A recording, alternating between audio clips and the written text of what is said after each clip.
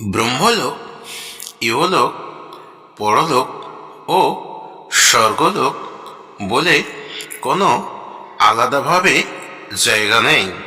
যা আছে এ পৃথিবীতে সবই দেখা যায়।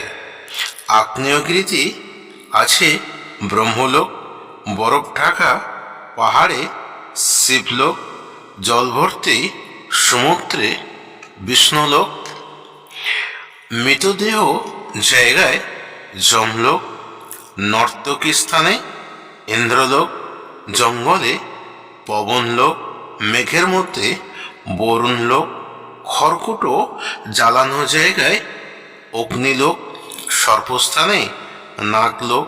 এইভাবে সব দেবতা লোক অধিষ্ঠান হয়ে আছেন। লঙ্কা যেমনই ঝাল হোক না কেন, আলু ভাতেতেই জব্দ।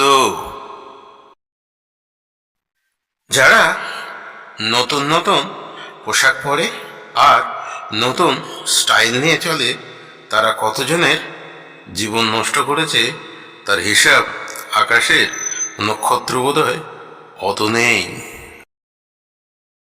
যত বড় অফিসার হোক না কেন, তার পরিচালনার অফিসার হলেন নিজের স্ত্রী।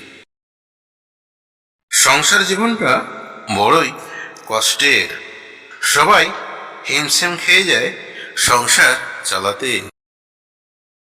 জঙ্গলের ভাষা জঙ্গলে যারা বসবাস করে তারাই একমাত্র বোঝে। কোনো অনুষ্ঠানে স্বামী খেতে গেলে তার খাওয়ার পরিমাণ কতটা খাবে তার নিজের স্ত্রী চোখের ইশারায় বারণ করে দেয়।